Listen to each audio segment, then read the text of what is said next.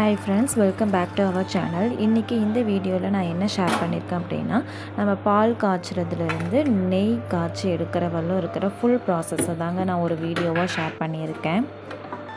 So அதுக்கு first வாங்கின பாலை நல்லா ஃபில்டர் பண்ணி எடுத்துக்கணும். அதில் எந்த ஒரு டஸ்ட் இருந்தாலும் ரிமூவ் ஆகிறதுக்கு ஃபஸ்ட்டு ஃபில்டர் பண்ணி எடுத்துகிட்டு தென் பால் எப்பயுமே காய்ச்சிறப்ப அதில் 3/4 இருக்கிற அளவு மட்டும் நம்ம பாலை எடுத்துக்கணும்.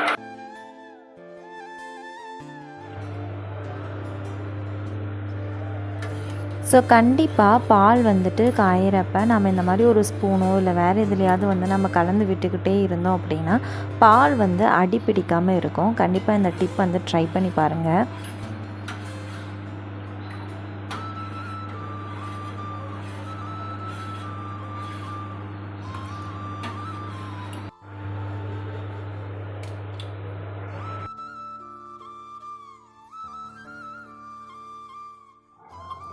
பால் நல்லா கொதித்து இந்த மாதிரி பொங்கி வரப்போ ஒரு 2 நிமிஷம் சிம்மில் வச்சு கொதிக்க விட்டு அதுக்கப்புறம் ஆஃப் பண்ணிட்டோம் அப்படின்னா அதில் கொஞ்சமாக இருக்கிற வாட்டரும் எவாப்ரேட் ஆகி போய்கிடும்.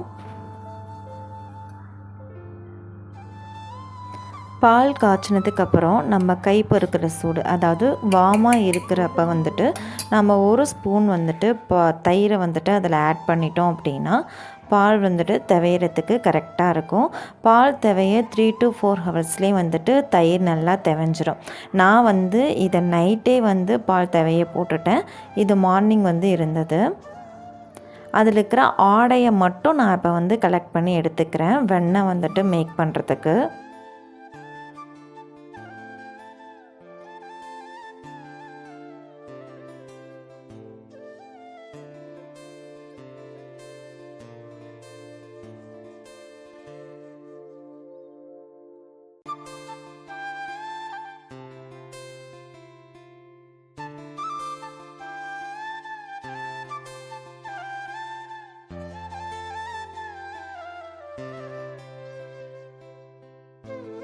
ஸோ அந்த ஆடையை ஸ்டோர் பண்ணி வைக்கும் போல் ஃப்ரீசரில் ஸ்டோர் பண்ணி வச்சுக்கணும். இது நான் லாஸ்ட்டு 10 டேஸாக கலெக்ட் பண்ண ஆடை.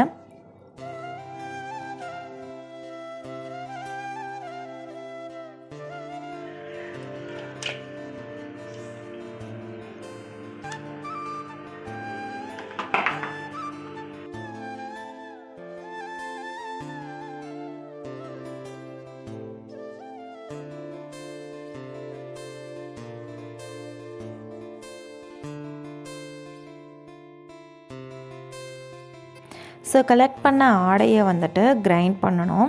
அப்போ தான் நமக்கு பட்டர் கிடைக்கும். ஸோ இந்த கலெக்ட் பண்ண ஆடை ஆல்ரெடி கோல்டாக இருக்கும். கோல்டாக இருந்துச்சு அப்படின்னா சீக்கிரம் நமக்கு வெண்ணெய் கிடச்சிரும். அதுக்காக நான் எந்த ஒரு வாட்டரும் ஆட் பண்ணல. கலெக்ட் பண்ண ஆடை ஃப்ரீசரில் இருந்ததுனால கோல்டாக இருக்கும் அப்படிங்கிறதுனால அப்படியே ஃபஸ்ட்டு கிரைண்ட் பண்ண போகிறோம். இது மேலே படக்கூடாது தெரிச்சு அப்படிங்கிறதுக்காக அத்தை ஒரு பிளாஸ்டிக் கவரில் wrap பண்ணிவிட்டு அதுக்கப்புறம் அதோட லிட்டை க்ளோஸ் பண்ணி கிரைண்ட் பண்ணுறாங்க.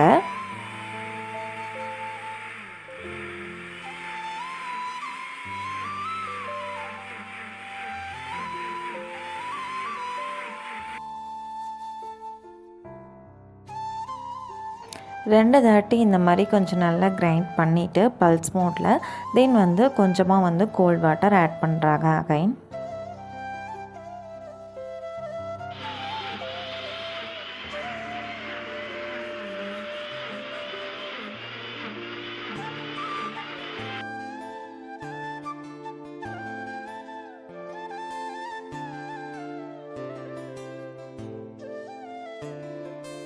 இப்போது பார்க்கும்போதே நமக்கு தெரியும் மேலே நல்ல பட்டர் கலெக்ட் ஆகி வந்திருக்கும். ஸோ கீழே பட்டர் மில்க் தங்கியிருக்கும். ஸோ அது தனியாக நான் பிரித்து மேலே தனியாக வரணுங்கிறதுக்காக அத்தை ஒரு டைம் இந்த மாதிரி ரொட்டேட் மோடில் இது பண்ணிவிட்டு நெக்ஸ்ட் அந்த பட்டரை தனியாக எடுக்கிறாங்க.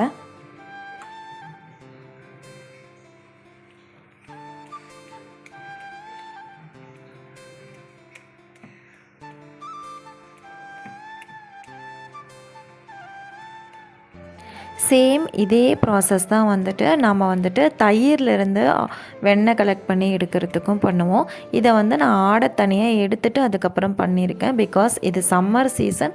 ஸோ தயிர் நிறைய தேவைப்பட்டுச்சுங்கிறதுனால பட்டர் மில்க் வந்துட்டு அவ்வளோவா தேவைப்படாதுங்கிறதுனால ஆடையை மட்டும் நான் எடுத்துகிட்டு இது பண்ணியிருக்கேன்.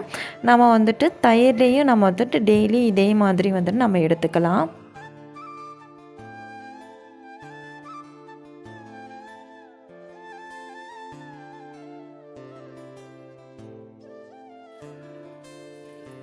ஸோ அதில் கொஞ்சம் நஞ்சம் இருக்கிற நம்ம கலெக்ட் பண்ணதுக்கப்புறமும் வந்துட்டு கொஞ்சம் வந்து மோர் வந்து அதில் இருக்கும். ஸோ அதை வந்து ப்ளைன் வாட்டர் வந்துட்டு ஊற்றி அதை நல்லா வாஷ் பண்ணி நம்ம எடுத்துட்டோம் அப்படின்னா அதுவும் ரிமூவ் ஆகிடும். ஸோ ப்யூர் பட்டர் வந்து நமக்கு இப்படி தான் கிடைக்கும்.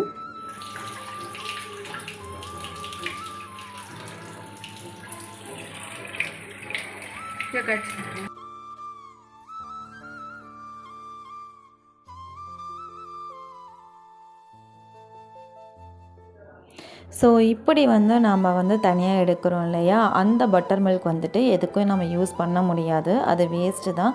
வீட்டில் பூனையோ நாயோ இருந்துச்சு அப்படின்னா அது வந்துட்டு குடிச்சிரும். அதுக்கு நம்ம யூஸ் பண்ணிக்கலாம். இருந்தாலும் நான் வந்து அதை வந்து யூஸ் பண்ண மாட்டேன். தென் அதே மாதிரி நம்ம எடுத்து வச்ச பட்டரை நெக்ஸ்ட்டு வந்துட்டு நம்ம நெய் காய்ச்சலாம். அந்த நெய் காய்ச்சிட்டு லாஸ்ட்டில் வந்துட்டு முருங்கைக்கீரையை வந்துட்டு போட்டு எடுத்தோம் அப்படின்னா நெய் வந்து நல்ல வாசமாக இருக்கும். ஸோ அதுக்காக முருங்கைக்கீரை கொஞ்சமாக பறிச்சுட்டு வந்திருந்தேன்.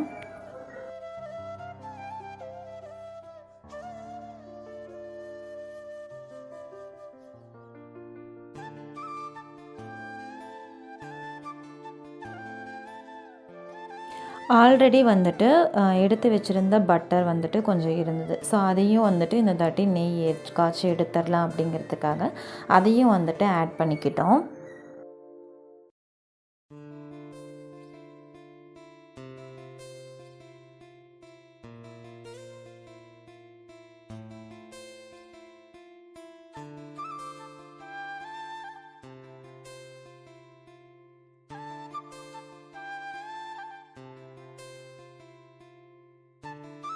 ஃப்ரீசரில் இருந்து டைரெக்டாக எடுத்து வந்துட்டு ஆல்ரெடி வச்சுருந்த வெண்ணெயை வந்து போட்டிருந்ததுனால அது வந்துட்டு கரையிறதுக்கு கொஞ்சம் டைம் எடுத்துக்கும்.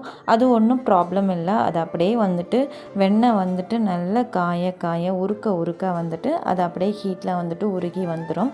நல்லா வந்துட்டு பட்டரை வந்து காய்ச்சிறப்ப தான் நமக்கு வந்துட்டு நல்ல நெய் கிடைக்கும்.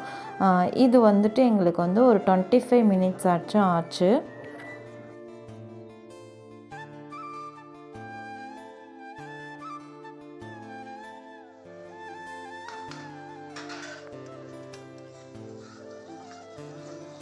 ஸோ ஆல்மோஸ்ட் இப்போ ஃப்ரீஸ் ஆகியிருந்த பட்டரும் வந்துட்டு உருகி நல்லா எல்லாமே உருகி திரண்டு வந்துருச்சு.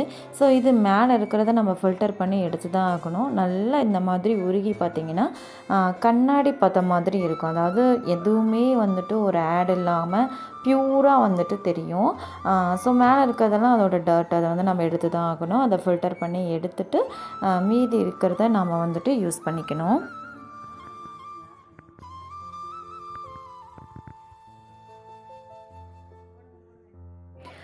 ஸோ நாம் வந்து இதை லாஸ்ட்டாக எப்படி ஃபைண்ட் அவுட் பண்ணலாம் அப்படின்னா, நெய் வந்து நல்லா அந்த பட்டர் காய்ஞ்சதுக்கப்புறம் அந்த நெய்யோட ஸ்மெல் வந்து சூப்பராக வரும். அதை வச்சு நமக்கு வந்து நல்லா பட்டர் உருகிடுச்சு, நெய் ப்ரிப்பேர்டுன்னு சொல்லி நம்ம ஃபைண்ட் அவுட் பண்ணிக்கலாம். ஸோ லாஸ்ட்டாக எடுக்கும்போது இந்த மாதிரி முருங்கைக்கீரை வந்து அதில் போட்டு எடுத்தோம் அப்படின்னா அதோட நெய்யோட ஸ்மெல்லும் நல்லாயிருக்கும். தென் அந்த முருங்கைக்கீரையும் வந்துட்டு நம்ம யூஸ் பண்ணிக்கலாம். இந்த முருங்கைக்கீரையை யூஸ் பண்ணும்போது நம்ம தண்ணியில் வந்துட்டு நனைச்சி அலசி அதுக்கப்புறம்லாம் இதை போட்டால் நம்ம மேலே வந்து பட்டுரும்.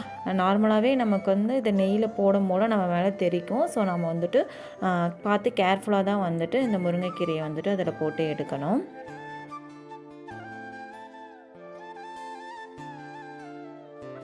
ஸோ இப்படி வந்துட்டு ஆறுனதுக்கப்புறம் பார்த்திங்கன்னா அந்த டஸ்டெல்லாம் கீழே, அந்த டர்ட் வந்து கீழே போய் தங்கிடும்.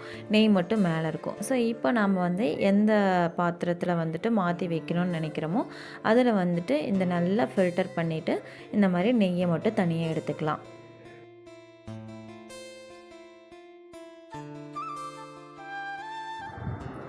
ஆக்சுவலி என்ன அப்படின்னா, நெய் காய்ச்சும் போதே நாம் வந்துட்டு உப்பு ஆட் பண்ணியிருக்கணும். இதில் நாங்கள் வந்து மிஸ்டேக் பண்ணிட்டோம், உப்பு ஆட் பண்ணாமல் விட்டுட்டோம். உப்பு ஆட் பண்ணோம் அப்படின்னா நெய் வந்து சீக்கிரம் கெட்டு போகாது. ஸோ நாங்கள் நெய் காய்ச்சினதுக்கப்புறம் கொஞ்சமாக மறந்துட்டோங்கிறதுனால உப்பு ஆட் பண்ணிட்டோம். அதுக்கப்புறம் இந்த நெய் வந்து பார்த்திங்க அப்படின்னா 10 டேஸ் வந்துட்டு வெளியவே வச்சுருக்கலாம். நெய் வந்து கெட்டு போகாது. அதுக்கப்புறம் நம்ம வந்து ஃப்ரிட்ஜில் வச்சு யூஸ் பண்ணிக்கலாம் எவ்வளோ நாள் வேணாலும் நெய். ஸோ இந்த வீடியோ இதோட எண்ட் ஆகுதுங்க. கண்டிப்பாக உங்களுக்கு இந்த வீடியோ யூஸ்ஃபுல்லாக இருந்திருக்கும்னு நினைக்கிறேன் நான். ஸோ இந்த வீடியோ உங்களுக்கு பிடிச்சிருந்துச்சி அப்படின்னா மறக்காமல் சப்ஸ்கிரைப் பண்ணிவிட்டு தென் வந்து இதை வீட்டில் ட்ரை பண்ணி பார்த்து